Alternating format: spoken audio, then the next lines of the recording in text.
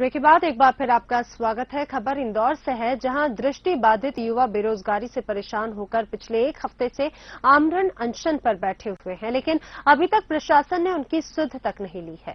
शहर के अलग अलग स्थानों पर अनशन कर रहे इन दृष्टि बाधित युवाओं का कहना है कि योग्यता होने के बावजूद उन्हें रोजगार नहीं मिल पा रहा है और वो दर दर की ठोकरें खाने के लिए मजबूर हैं। उनका ये भी कहना है कि कई बार उन्हें सरकार की ओर से आश्वासन दिया गया, लेकिन कार्रवाई कुछ भी नहीं हुई।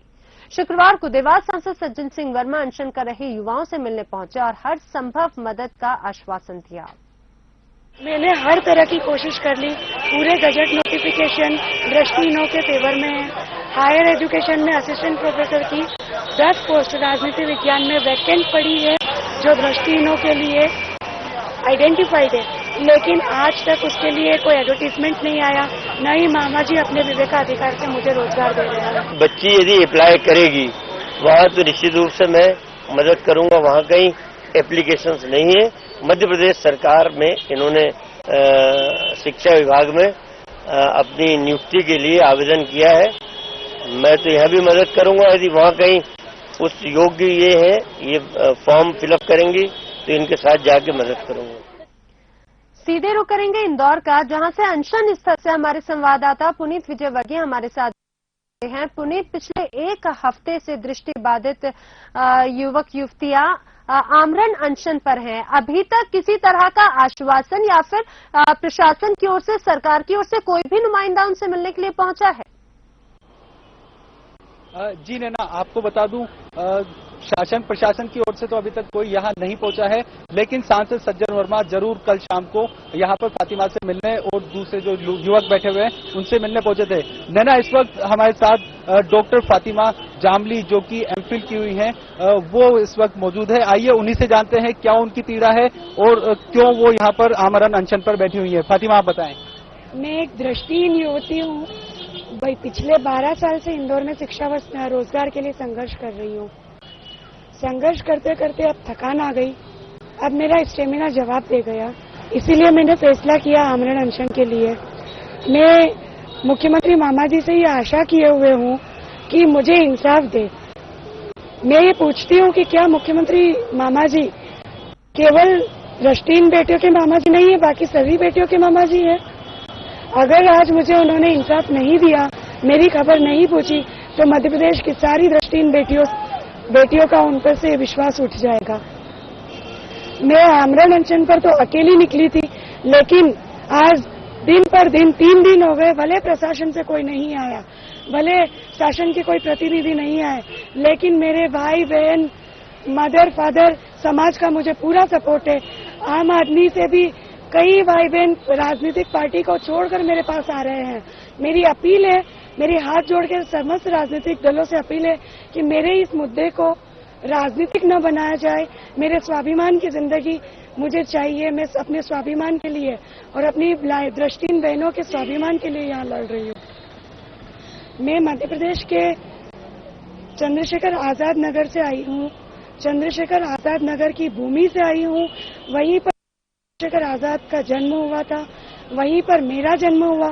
23 जुलाई उनका जन्मदिन है, 23 जुलाई मेरा जन्मदिन है। जब तक मुझे मेरे मामा जी शिवराज सिंह चौहान इंसाफ नहीं देंगे, तब तक मैं ये लड़ाई लड़ती रहूंगी। मेरा आमरण अनशन जारी रहेगा। न आजाद आ रहे थे, न मैं हारूंगी। जैसे आजाद चले थे वैसे मैं ही चलूंगी, क्योंकि उसी मिट्टी का असर मुझ में भी है। जय हिंद।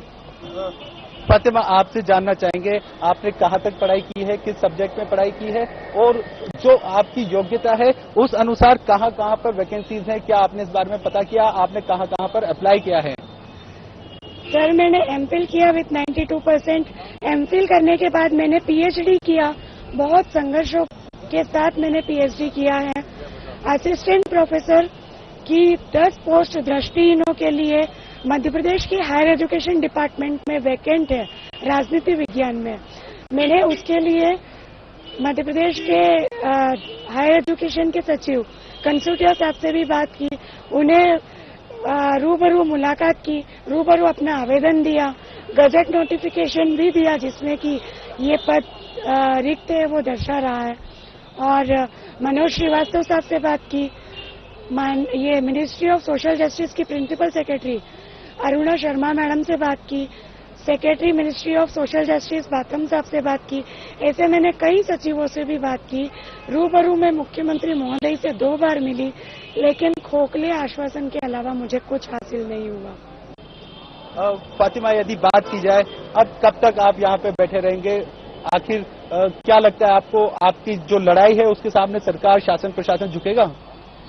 मेरी लड़ाई नहीं है, ये इंसाफ की मांग है।